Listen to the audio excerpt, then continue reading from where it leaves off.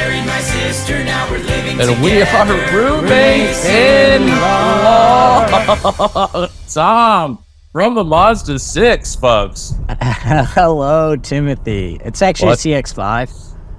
Yeah, it's a Mazda, though. They make a 6, so it's pretty close. You did. You nailed the Mazda. Yeah. This is a unique episode this week, folks. I'm in the middle of where am I? I'm in the middle of Iowa, and timing didn't quite line up. I'm having a hard time with these time zones, Tim. I mean, there are 3 of them, dude. So I can see where you get all fucked up. And No, there's a sneaky 4. That's where the mountain time is. The what mountain fucked time. Me. Mountain time. Yeah, that'll get your ass every time. I mean, it just got you. No one thinks about mountain time. Wait, who is even in mountain time? No one. I think it's more of a state of mind than an actual time zone. Yeah, that kind of feels like it's like a gimmick. There's like, I don't know, let's make these people feel special. We're actually mountain time. Yeah, because like people say like, oh, I'm on island time, you know? Yeah, like, it's like, boy, how uninteresting I'm is your state where they're like, we got to give them mountain time. There's just nothing going on there. No one really wants to talk to them. Let's make their scheduling really hard. Tom, we would be remiss if we did not mention that we're not even roommates. And no, we're not even in-laws. Nah, they're good friends, though. Yeah, pretty good friends. Plotting from the date. Yeah, I want my mother in particular to know, but anyone who's concerned, this is fine. I'm not going to be in trouble at all, okay? Oh, no, what you're doing is we totally can do the pod fine. from the car. I'm just on the phone. It's the same thing as being on the phone. It's kind of awesome, honestly. I actually kind of needed to pass the time, so this is great. Oh, huge. I mean, I got your little notes written down right here. You don't have to look at your phone. You don't even need to look at your phone. We need to look at our phones? Well, Tom, tell me something. I mean, you're in the goddamn car. I mean, I see you got your entire life behind you. How we doing over there? Yeah, take a peek. It's bad. I'm doing all right. Not great. I went from Denver to Omaha yesterday, and now I'm on my way to Davenport. But Denver was the time of my life. I was there when the Timberwolves beat the Nuggets. That was less fun because everyone was mad at me. Yeah, but at least you weren't rocking like only Minnesota Timberwolves gear, right? No chance certainly. you had everything you own on, right? Yeah. I mean, the chillest part was when I took off the Timberwolves sweatshirt and still had a Timberwolves shirt on underneath. Everyone loved that. Same jacket. Yeah, dude, same jacket. Yeah. Yeah, Denver was good. Here's a weird interaction I had in Denver. So, Denver's still got a brand of hipsters that you don't see elsewhere across the country. It's like their hipsters haven't evolved. They haven't become like self-aware. You know how like Brooklyn kind of like makes fun of itself now? It's like so over the top, yeah. Yeah, and they kind of realize like, yeah, we're rich people that live in a gentrified neighborhood and we just like to dress kind of shitty and pretend that we are into art. Right, correct. Yeah. Denver is still in the phase of like, we're cool as fuck. Well, are they still granola? Are they still on the granola thing? Granola, dude. Nah, like, dude. You know the hats the hats that have just like slightly too short of a brim? Yes. They're still rocking those. That's not even an exaggeration. I saw a lot of those. What's the mustache situation? I would imagine it's out of control. I mean, there isn't a man in Denver without facial hair. I'll say that. But these people, I mean, there does come a point in every man's life, and I truly believe this, where the thought does go through their head of, wait, should I move to Denver? Yeah, I thought you were going to say, should I have a mustache? It happens around the same time. And it's the same impulse. And it's so many people, I feel like it happens when they're around, like if they've been in the same hometown, they went to the same college, they're working in the same town, they just feel this urge to like reconnect with nature or some shit. And they're like, I should probably get to Denver. Yeah. It's time for to get the Tivas. I'm going to buy a canoe. Let's get some oars, get this thing in the water, and let's figure out who I am. some oars. And then their entire time as Denver is essentially them and another pal both in the canoe oaring the wrong way, and they end up just going nowhere, and then they never evolve past. Yeah, they just never evolve past who they actually are the entire time. They just have a stupid mustache. What if we just advanced our careers in finance, though, instead? Yeah. But, like, did hit the slopes on the weekends, dude. What if we could shred some gnar on the weekends? Oh, my God, dude. So this is how it came up. This is how I realized it. I was doing this show before we did Comedy Works. That was like a cool, wine bar that used to be, it was a factory. Stuff used to be made there. Of course, and, absolutely. Now it's like a wine bar and a mini golf course. And there we go. Did you lose me for a sec? You paused for a second, but we're back in the mix. Okay. So I'm I'm talking to this guy who was like so drunk. He was kind of heckling me, and I was like, what is your deal? And he's like, real estate. He was like so drunk, and he's trying to explain his job to me. And at one point he goes, I make rich people richer, and the rest of the room like booed or something. And I was like, oh, like, let's take it easy on him. Like, I was like, you work remotely? He's like, yeah. I'm like, you live in a neighborhood that used to be like immigrant population? He's like, yeah. And they booed again, but we were in that neighborhood, and I was like, oh, how many of you guys grew up here? And then they all were like, they hated me, and I was like, the boo went from him straight to you. Yeah, well, because I was like, what are you guys booing? Like, none of you make some noise if you grew up here, and no one said anything. And I'm like, all right, none of you worked in these factories that are now cool bars and barbershops. And they got so angry with me that I was like, are you guys not aware that you're like doing a thing, like a hipster thing? Oh, brother. I mean, go ahead. Well, it was just like, it was funny because there's a lot of other cities, Chicago, Minneapolis, LA, New York, where like they would have loved that and still admitted that they were gentrifying a neighborhood. Right. Like, because it's more like, it's like, yeah, this is kind of fucked up and you're calling it out, whatever. But they were still in like the denial phase where they're like, no, do you see how ripped my jeans are? Like, I struggled to live in this neighborhood. Yeah, I mean, sure, my dad is the founder and CEO of Patagonia, but like, still, I'm having a tough time out here. Okay. I honestly, so crazy. I can unfortunately identify with that because I mean, we had been in, I don't know, Ridgewood for, I would say 3 months, and somebody pulled up with a truck moving next door, and it was just like some young white kids. And in my head, I'm like, ugh, go back to Ohio. Nobody needs your ass. We literally had been here for 90 days. And like, man, Ridgewood used to be something. Ridgewood used to actually be a thing, dude. I mean, it's just so embarrassing. Funny. But yeah, I mean, you gotta, a riff about you absolutely, pricing someone out of their childhood home, because that is funny. Well, and it's not only like, it is hilarious, but it's also like the physical buildings we're in. They're all old factories. Right. I'm like, but now they're like sick lofts that everybody lives in. Yeah. Yeah, of course. These people are pigs, dude. Absolute pigs. Well, wait, what was the comeback story? I mean, did you have a stinker for the rest of the time? Did you pull it back on track? No, it was very fun. It was honestly, I had some riff about how this neighborhood wasn't always full of cool lesbians because there was a hot lesbian couple in the front row, and then they were loving that. There's a group of lesbians. There was probably like 5 lesbians all sitting together.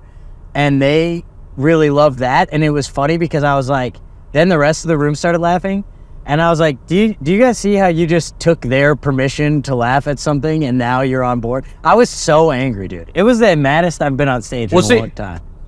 Well, lesbians do have a sense of humor about this stuff because they have had to look at themselves in the mirror and grapple with who they are and actually come to terms with it, where these other people are refusing to do exactly that. Exactly, dude. So that was kind of the comeback. They're going, no, we've already done this part of life. We've already had to grapple with who we are and accepted it. You people are still in denial, thinking that you're like the people that grew, born and raised here. No, you're not, pig. No, you just threw on a big shirt and said, I belong here. Nah, nobody would know if I toss on like this huge shirt. If I toss on a huge shirt with like a couple buttons missing, everyone's gonna think I used to work in this factory. Yeah, that's why it's like so you can spot people, that aren't from New York from a mile away, and that's myself included. Don't think I'm trying to lump myself in with the born and bred New Yorkers, but it's like anyone that's looks so shitty that they're like attempting to be interesting by the shittiness. You're like, oh yeah. Sorry, your dad's in corporate finance and he's paying for your entire life, and you're like, I'm gonna wear these old N1 shorts and a fucking starter jacket. And you're like, get out of here. That'll wear off in a couple years. It always does. They'll shave the bits and nobody will give a hell. My biggest takeaway, the thing that was like annoying me about this is like, I'm like, you guys think you're liberal people, but you have no idea what that means. And you're like so far away from that because you're refusing to acknowledge the history of or the people that you've inconvenienced and whatever, and the reasons you're here. Like you said, it's just zero self-reflection. And I'm like, you have this weird superiority complex for no reason. These are the people that go, I'm actually, I'm socially liberal, but I'm actually fiscally conservative. And it's like, oh, well, you're a conservative then. Sorry. Because you vote for everything that would fuck over any of those like socially liberal things that you actually like, you pig. Yeah. Don't give me that shit. Socially liberal doesn't mean cool hat. Yeah, they just think they're like, no, I'm socially liberal. It just means like, no, I don't think gay people should die. And you're like, oh, sick. You're liberal as hell, dude. No, and I found this cool new wine bar, so that's pretty liberal. Yeah, no, and it's fun. social. You get like a decent bottle for like $180 a pop, so it's like it's pretty sick. And you're like, are you hearing the words that are leaving your face? Dude, I did a little show in New Providence, New Jersey, and I've never even heard of New Providence. I've barely heard of original Providence. I was about to say it's honestly it's way better than old Providence. It you kind of forget what. Like, I used to, like, judge New York comedians sometimes where I'm like, you're just, like, out of touch, dude. Like, but I understand if you perform in New York too much, you forget that, like, there are jokes that are just flat out not going to work in the real part of America. And I'm out there doing some... for sure. And I'm out there doing some anti-cop jokes. And let me tell you something, Tom. It was Cook City right up until that. You've never seen the brakes hit so hard. And then of course after this was kind of fun after the show, like, obviously I got him back because I'm wildly talented and just the charisma was really oozing out of every orifice. Eventually they were gonna come around and respect the King of Ridgewood. And so there were like 5 cops at the show, like younger cops. They were probably all in their like mid to late 20s. And they were all a little drunk, and like it was a weird scenario where like a cop is not in uniform; they're like fully off, and like they kind of admire you because they're like, oh, like you're like the cool comedian thing, and so they're a couple of brews deep. So I got to like have a real conversation about like some cops talking about some cop shit, and it was kind of incredible listening to like what their lives are and like how to become a detective. I was like, oh, this rules. Because they all like kind of want to become detectives and like go down that path. And it is a little bit like Training Day. Like you do kind of have to get into the community and like mix it up a little bit. Whoa. And I was asking, I'm like, it was wild. I'm like, okay, so how can you do that while keeping your hands clean? And they were like, shit. Well, that's kind of a, because I mean, you do have to like insert yourself into these worlds and like, kind of operate, I guess, in a weird way to like get what they would call high quality arrests. And I'm like, you can't just be doing that by cruising around the neighborhood and just like taking whatever call comes your way. Like, you're not going to go from getting the cat out of the tree to like this huge drug bust. You know what I'm saying? I think cats out of trees are firemen. Oh, that's right. That's right. Shout out to the firemen. You guys rule. But it was just interesting to hear like how these people operate. Like it's weird that like, you know, like what am I looking for? Like career ambition also applies to a police officer. Yeah. Well, it's also weird to hear like they kind of have the same thing where like if they respond to like a domestic abuse thing or whatever, they're like, yeah, it's kind of a shitty gig. Like they don't really want to do that one. Yeah, I was asking him. I was like, do you ever get calls where you're like, oh god, they're like all the time. Where you're like, I don't want to do this one. Or like, does one go out that you have to go, and then the next one that comes in is like sick as hell? They're like, yeah, all the time. And it was just kind of ruled to hear what these people actually had to say about being cops. And then I got, I pushed it too far. And I was like, now let's talk about the dirty cops in your precinct. And they were like, I think we've had enough here. Why don't you head on back to the city, liberal boy? You fucking piece of shit, bro. You get the shit kicked out of you. So we had to hightail it out of there before we got randomly pulled over and randomly nightsticks to the kneecaps. But it was cool as hell listening to these people, chit and chat, because you never get to have that conversation with a dang police officer, Tom. No. What do you think of that? I've met a couple cops after shows, and they've honestly been pretty cool, and I'm really pro cop. I've always been, huge back the blue guy, so it's always been big for me. So it's just, it's good that, they come out. I like doing corporate gigs for certain precincts, The Minneapolis Police Department, I've had a pretty good relationship with. They've just never really had any drama, so I like keeping it up. Yeah, they kind of never know that you're showing up and they're like, oh, God, he's here again. Sorry, not tonight, Tom. Let him do 5. Let him do 5 before we announce who we appreciate the today. $60 donation last year. I hate the Minneapolis Police Department. I'm also talking to... This was kind of the same energy of what the hipsters are doing, of like trying to pretend that there's something that they're not. But I guess this guy wasn't. This guy actually ruled very hard. He was the owner of this big ass brewery that we were doing. And I'm talking to him after, and he's just like, whatever you guys want, it's on us. Just thanks for coming out. Everybody had a great time. Bippity boppity boo. And so I'm kind of asking him about the brewery. Because so many people at the show were like, we had no clue that this place even existed. So I'm like trying to talk to him about like, how do you get are you making money? Like, how does this thing even work? Yeah, where do you sell it? Here? Who comes here? What is and he's like, yeah, I don't really make any money from it. Margins are crazy thin, blah, blah, blah, blah, blah. And I'm like, okay. And then he's like mentioning, that his kids are going to college and he's got this stuff going on. He's got this stuff going on. While saying that he makes no money, but it's just this thing he loves and he just had to do it. And I was like, hey, brother, level with me here. There's a piece of the puzzle that I'm missing here. Where's the dough? He was like, I've been in corporate finance for 35 years. So I was like, there it is. There she was. That's what I'm talking about. And I was like, all right, now my other question is, what is the initial startup capital for a place like this? And he was like, there's no way I'm telling you what I invested. He wouldn't tell you? And I was like, hey, brother, spill the beats. And he goes, it was over 7 figures. And I was like, oh, shit. Of his own dough, Tom. The kid tossed in over $1 million of his own dough on a passion project. Did you renegotiate what you were getting paid for the gig after that? Yeah, I'm looking down at the $63 he gave me, and I'm saying, hey, brother, we're going to need to at least double this, okay? Let's get this one to 3 figures. I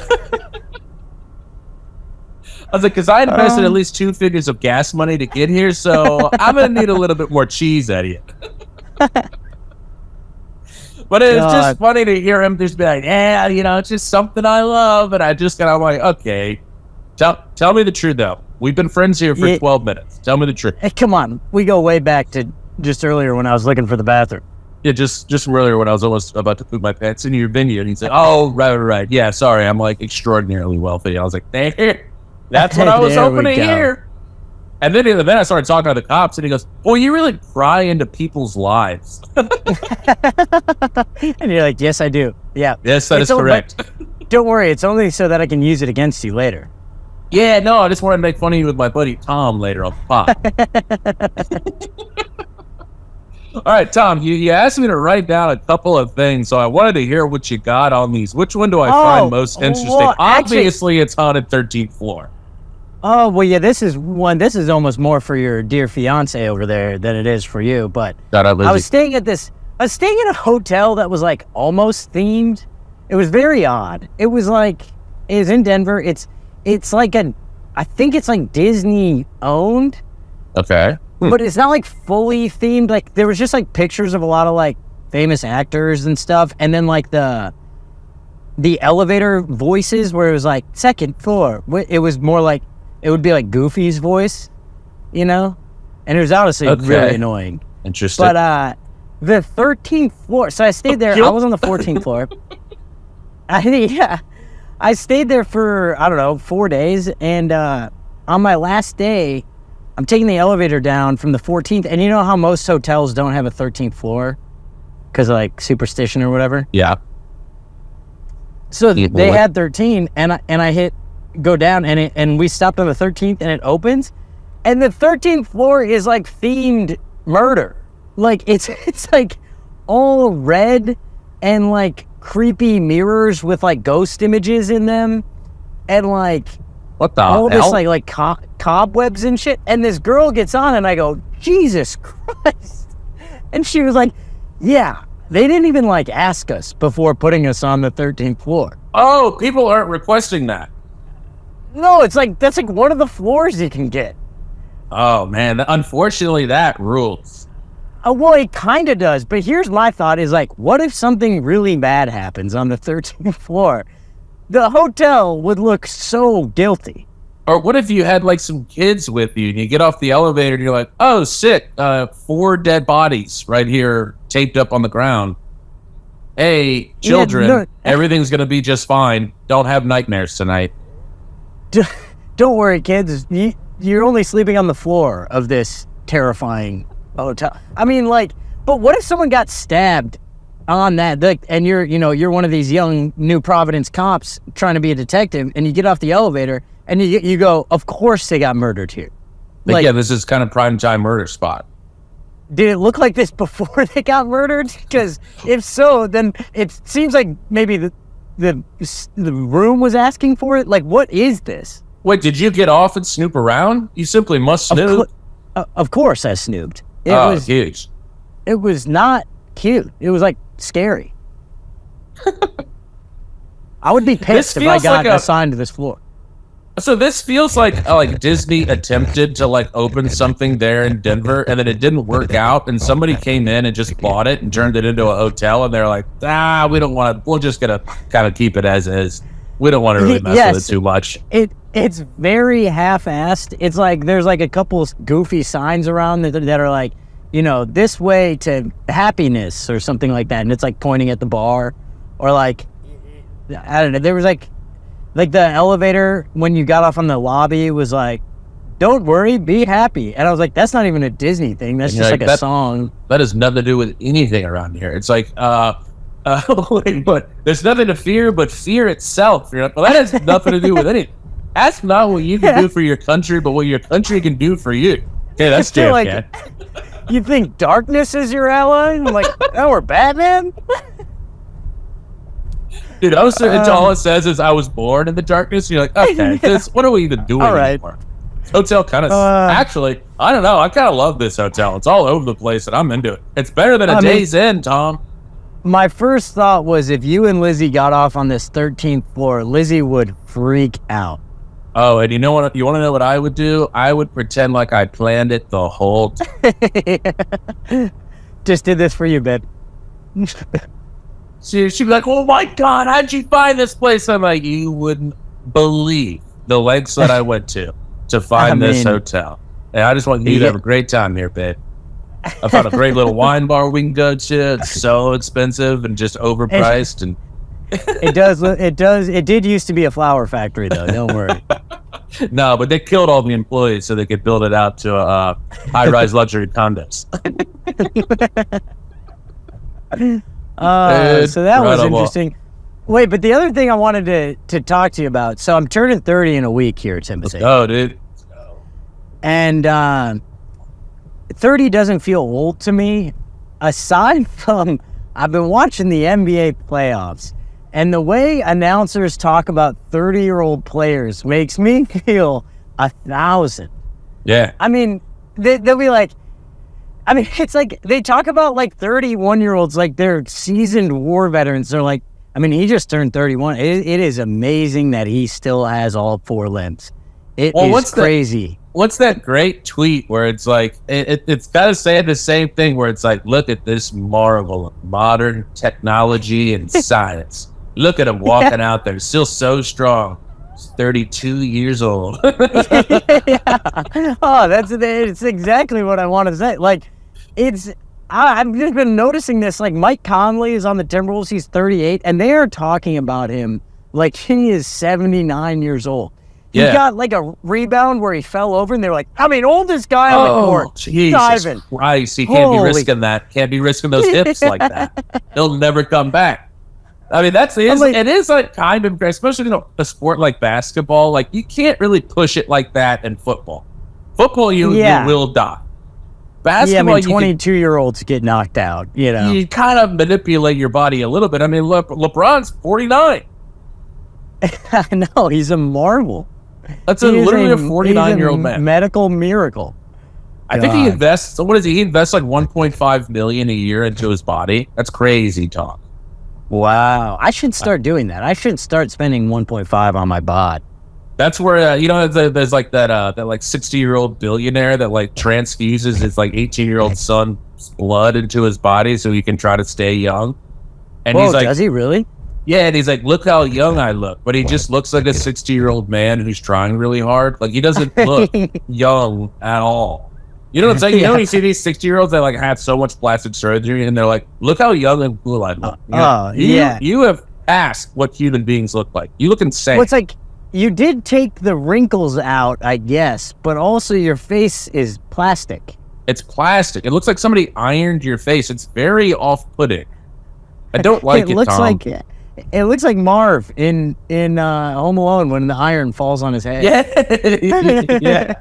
Hey, and Tom, now that you're sneaking into your 30s, I absolutely love that, by the way.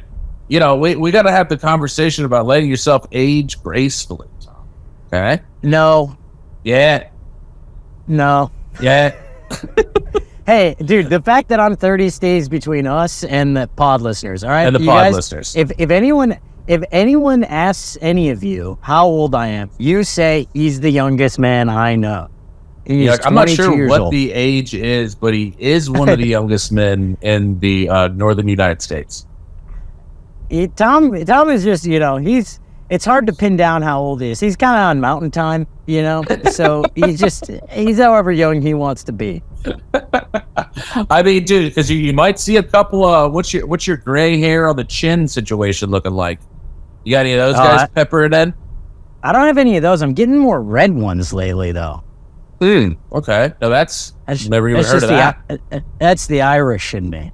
Wait, so as you age, Irish people get red beards? I don't know. My brother's beard kind of turned red. What? Yeah. I don't know if that's cool or not. I don't know what to feel about that. It's not like red. It's like very individual hairs. It's not overall red, but yeah, I don't have grays. I don't have grays yet, though. The second I have grays, you won't hear from me again, Tim. Oh, and you will be hearing from me so much. Who wants to now, Tom? Your phone will constantly be ringing. Well, hello, Tom. If it isn't the oldest man I know. Well, look who looks like shit. Well, Tom, how you feeling? It's funny that you mentioned this because I was reading earlier that 30 is one of the hardest times in a man's life. Well, that checks out. Checks out? Are you having any sort of like, it's not a midlife, but what? It's not a quarter life. Probably a third life crisis? Yeah, who knows? We'll be optimistic. We'll go third life crisis. You know, I've been living out of my car for 3 weeks, so what do you call that? Yeah, it's true. And you're kind of on your way to New York with no place to live. That is also true. When you put it like that, it seems like I have no place to live, and I think I don't. I know. God damn it. You're kind of going through the list of what you've got there at 30. You're like, I mean, pod's cooking. At least I got the pod cooking. The pod's kind of great. I don't know. The clips aren't really popping online, but, they'll come around. God, it is I can write about being 30 now. That's true. Everyone's absolutely jonesing to hear that, but it is kind of that hacky thing of like, you compare to what your father and your grandfather were doing at 30, and then you're saying sentences like clips aren't popping online. It's insane. Dude. Yeah, it's bad. It's not good to think about what my parents were doing at 30. They had like 48 kids by the time they were my age. Irresponsible. But so what is that thing where it's like hard times create good men create good times create whatever you and I are. I don't know. That sounds like one of the sayings that was on the wall in this hotel. I think it's essentially pressure. It all boils down to us being pussies. Yeah, it all just comes down to us not being men. Yes, yeah. It's like hard times create soft men or something. I know what you're saying. Hard times create soft dicks. It's you guys are all soft as hell. I mean, brother, dick-wise. When I was talking to these cops, I did make them feel my hands. I was like, feel how baby soft those are. You made them feel your hands? Yeah. I mean, I had like a guy kind of plowing me with booze, so I was pretty loose. I was like, go ahead, feel that, dude. I'm not a man. I'm starting to think you assaulted these police officers. Hey, finally, they know how it feels. God damn. Yeah, exactly. Just hand in his face, just rubbing his cheek. Feel that? Feel soft, that, dude. Baby's soft, dude. Keels. You should get some. It's time to start moisturizing. Daily moisturizer, dude. You're gonna look mad by the time you're 60. You don't have the money to infuse. Tom, and I mean this, and I'm dead serious about this, dude. Are you moisturizing? I'm moisturizing, arguably too much. No, there's no such thing as too much. All right, sweet. Then I'm not doing it too much, but I'm doing it. You could say I'm moisturizing as hell right now. Okay, if you kids moisturized out, we gotta stay sterilized, Tom.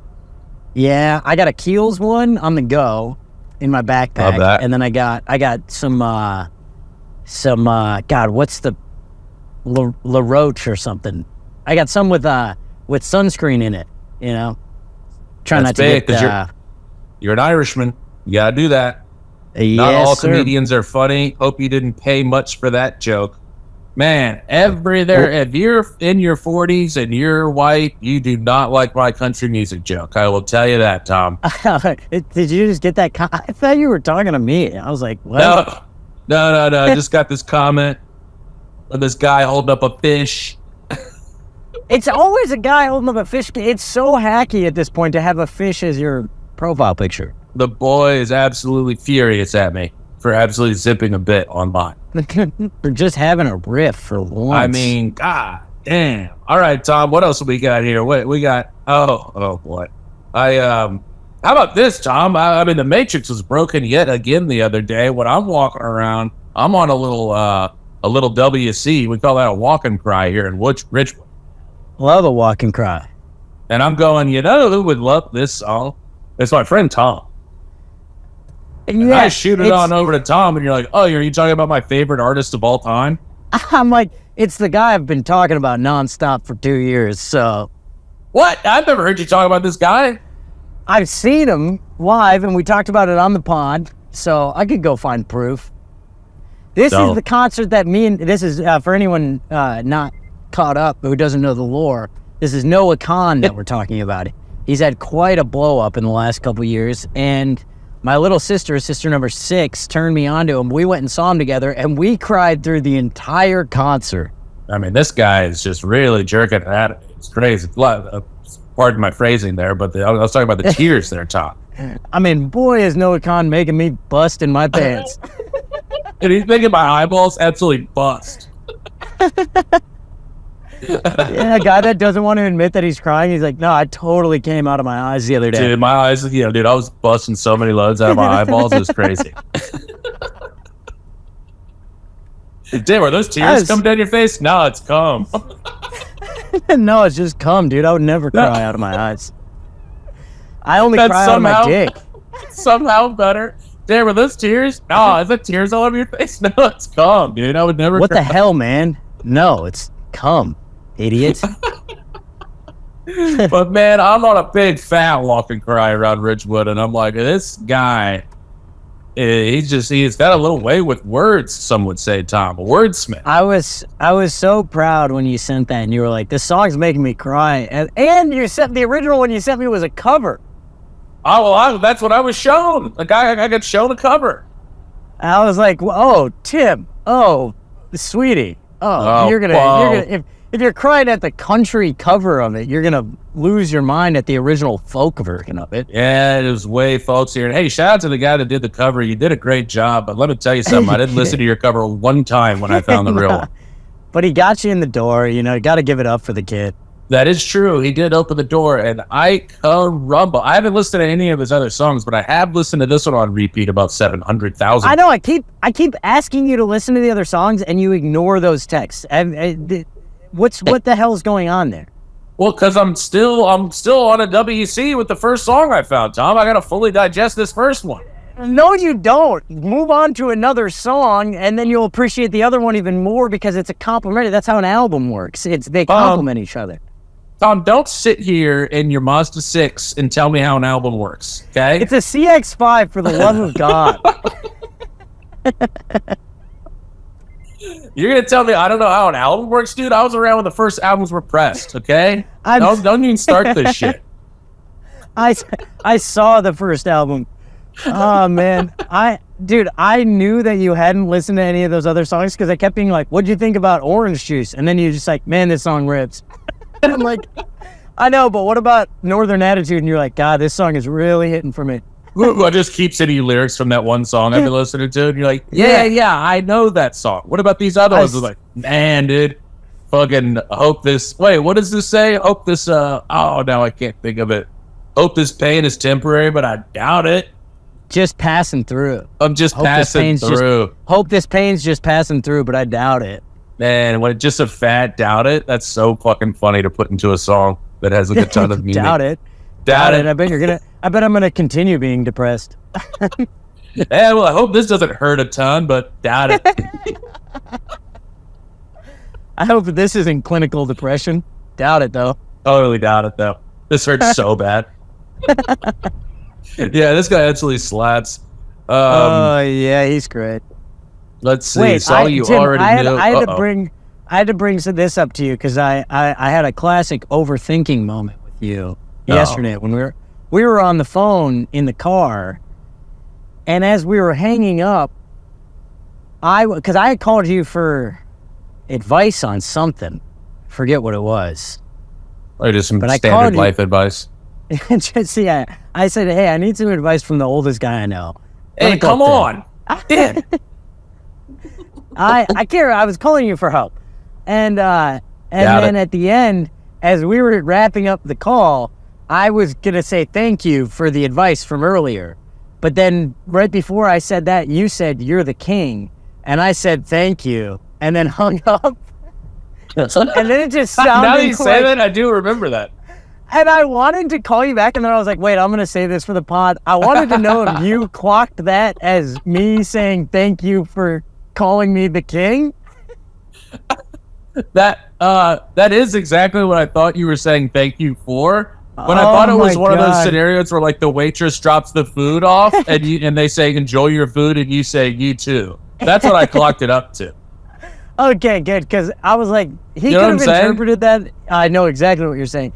But you could have interpreted that as like, you're the king, and I'm like, yes, thank you for acknowledging it. Yeah, thank you for reiterating that I am the king. I was like, oh, I'll call you back. I'm like, just to be clear, I'm actually the king of Richmond. You're the king of the CX-5, but... It was making me laugh because I was trying to say thank you for your help, and then you're like, you're the king, and I was like, thank you, bye. Yeah, preach, later. No, I did hear that, and I was like, thank you. Oh, that's an interesting way. That was weird. But yeah, but I just fully went with, enjoy your omelet. You too. Or, you too. Have fun on your flight or whatever. Yeah. And then you just feel like a moron. They're like, how's it going? Not much. You too? Yeah. I made an absolute classic. But I did clock it, but not enough to be like, what a stupid Piece of sh. Okay, good. I was like, Tim thinks I'm a narcissist. No, that was the one time in my life that I approached a scenario with clarity and understanding.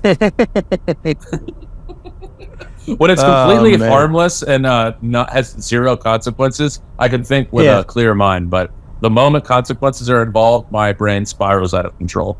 Your brain goes, well, everyone's got a gun pointed at me right now. Well, wouldn't you know it? Everyone hates me. I get off the phone, I'm like, oh, so he doesn't think I'm the king. Yeah, exactly. Oh, so I could never be the king. Okay, Tom, I get it. All right, yeah, we go. Okay, the kid moves to New York one time, thinks he's the king of Ridgewood all of a sudden. I mean, Tom, I had another these altercations with these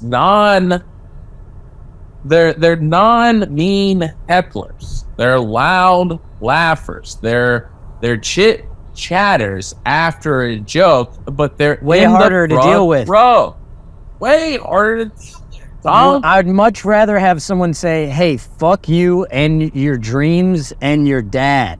Yeah, because now we got something to work with here. Yeah, but instead they're like, we love that. We love him. Don't we love that joke? And I'm so like, funny that he said that. This guy's being and you can't, it's just so hard to actually perform when all you're doing is listening to that person, and then the words that are coming out of your mouth are just fully autopilot. And then when you finally snap back into reality, you're like, I don't even know what have I been saying for the last 7 to 10 minutes? Yep, because you're trying. You can reach a point where you're fully telling one of your jokes and you're listening to their conversation. 100%. That's exactly what I was doing for the majority of my set. It's insane. You do feel like a crazy person. You're like split brain. It's weird. Like, it's just a full out of body experience. I did just eventually kind of walk up to her just with my hand out and a big smile. And then she put her hand out and I just went, shh. And then she like kind of got it. That's fun. Because the thing is, like, everyone in the back has no idea what this lady's doing. You know what I mean? So if I hit her with the like, hey, if you turn classic angry comedian, which, hey guys, if anyone's out there starting comedy, everybody loves that.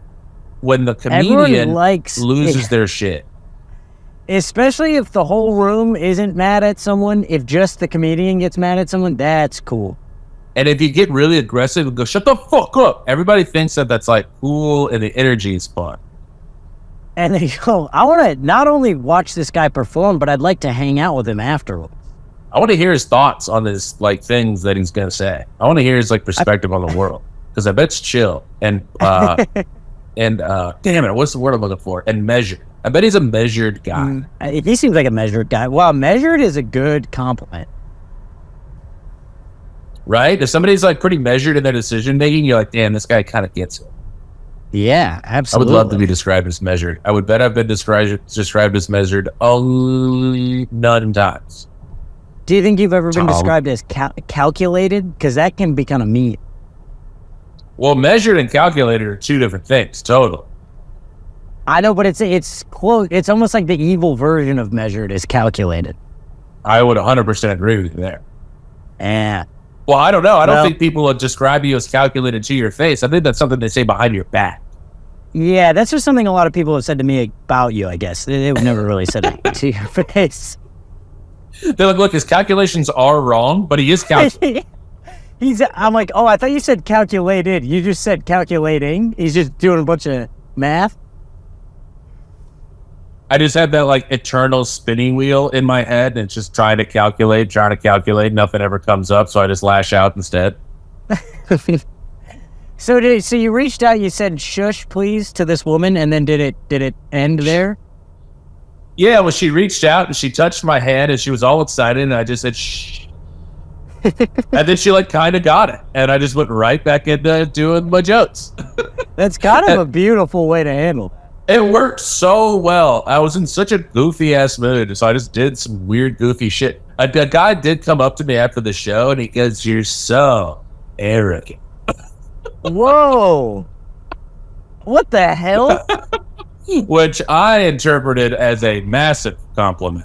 I was like, yeah, you wish, bitch. Anyways, you ever killed someone? I assume you're a police officer, right? It was one of the cops. No way. Yeah, it was 100% one of the cops. Oh, wow. He's just incredible. like, so. That's I was like, oh.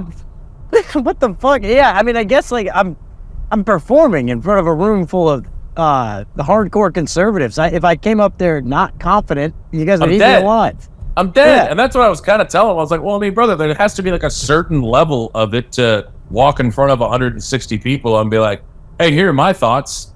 Anything about this? Everyone shut up and listen. Listen to me, because I got some things to say, and I'm going to shush somebody while I'm holding their hand.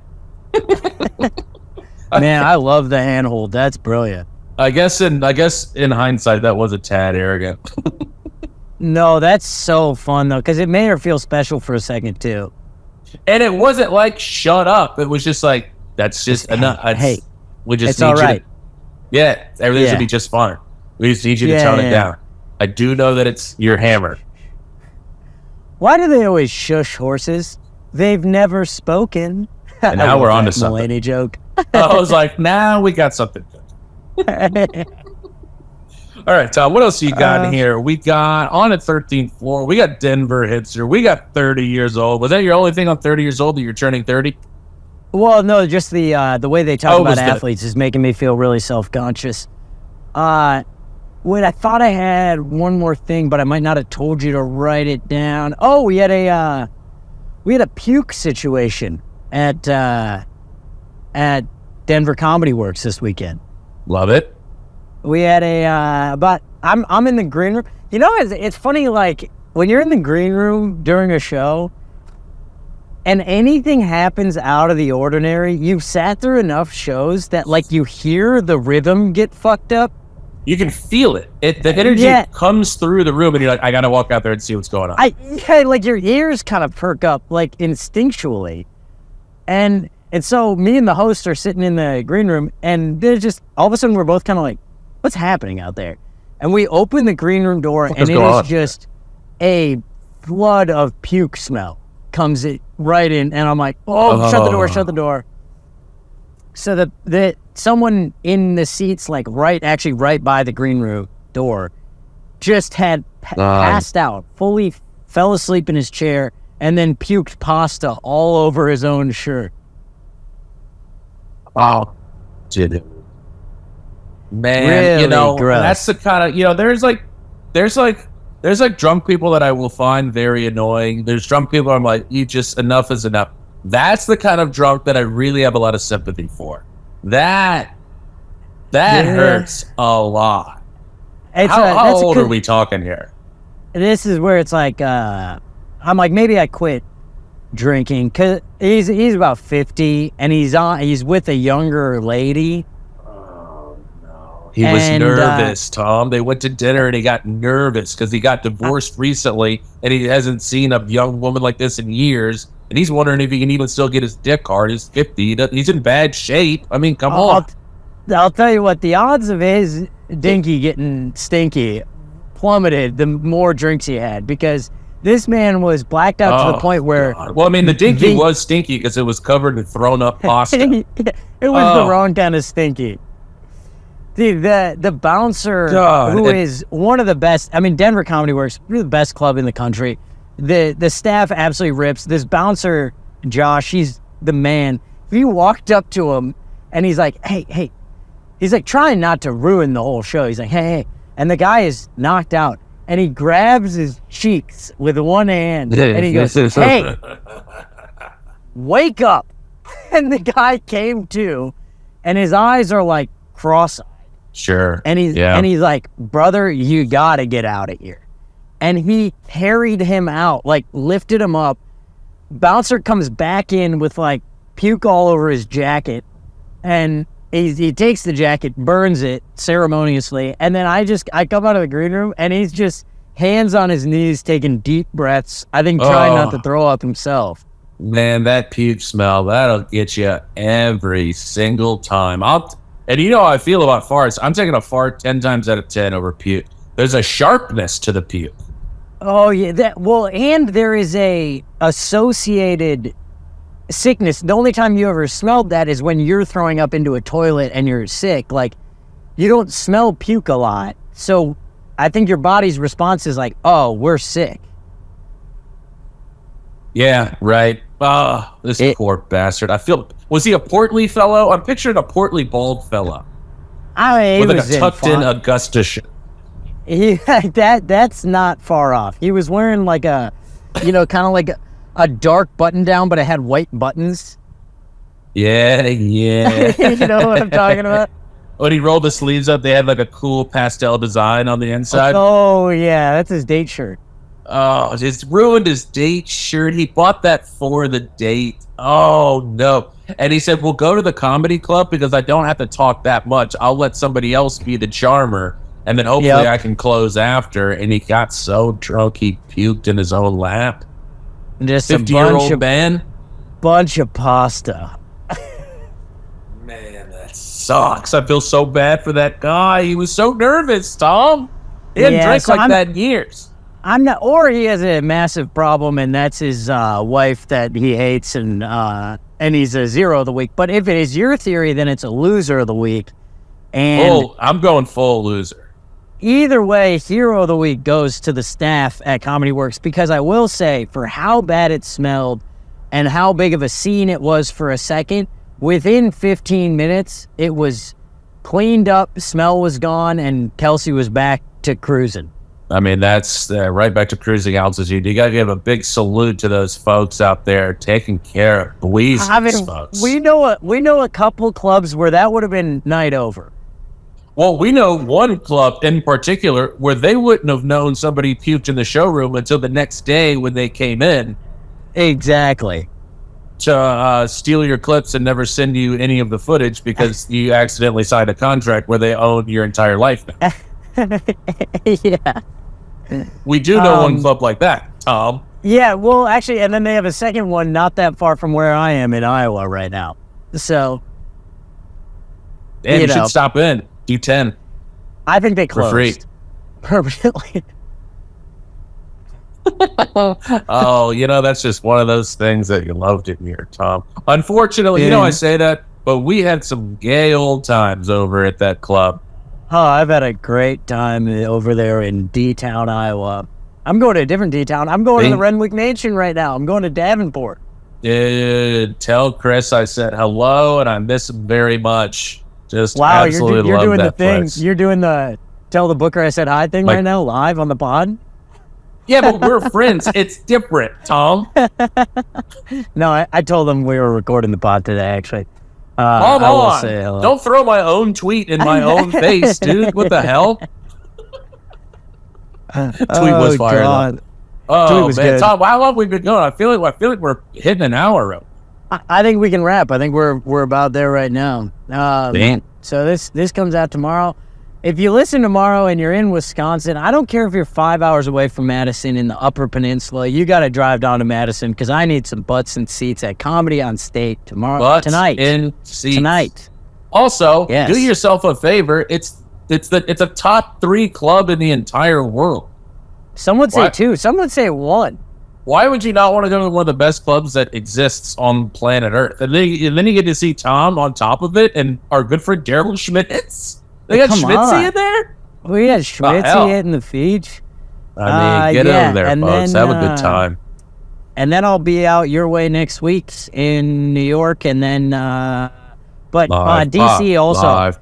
Live. We got some people in DC and Virginia. I need Virginia, the squad that always comes out when we're in DC. I need you on June 16th. I think Emily is the leader of that crew. I think she's the most diehard Roommates-in-Law stand-up fan. I think she's been. Well, I mean, unfortunately, I'm shows in DC. I'm gonna need you 2 weeks before that at the dang DC Improv. Sorry, Em. You got 2 road trips coming up now. You got 2 big trips coming up to come see the boys. There's hugs. Yeah, when are you there? The 31st. 31st through the 2nd, yes. DC Improv, gonna be fun as hell. I just inked a contract to go down to Amarillo, Texas, Tom, in August. So If we got any folks down in Texas, mark your calendars. Big Fat Tim's coming down there to have a good time. That rips. Well, I love that. All right. Amarillo. There's a couple good songs about Amarillo you got to listen to. Maybe you can get another walk cry going. I know I had one in my head the other day, and I can't think about it anymore. I sung it all day, and now it's just I think it's called Amarillo Sunset. Yeah. Oh, it's like Amarillo by morning. That's what it is. Oh, that's it. something. Yeah. Yes. Yeah. Song kind of slaps. Yes. I'm gonna get a big fat walk and cry in Amarillo. Hell yeah. But anyway, hey, tell a friend about the pod. Like the pod on all the little platforms that you can. Send us your zeros. We didn't have a zero this week. No, Send we them actually in. did. I have 2 submissions that I have to read. I'm sorry. I forgot to send them to Tim before we recorded, and I can't be on my phone because I don't want to die in Iowa. So I'll read those submissions next week. I'm sorry about that. Bango. All right. We love you. All right. Bye. He married my sister, now we're living together.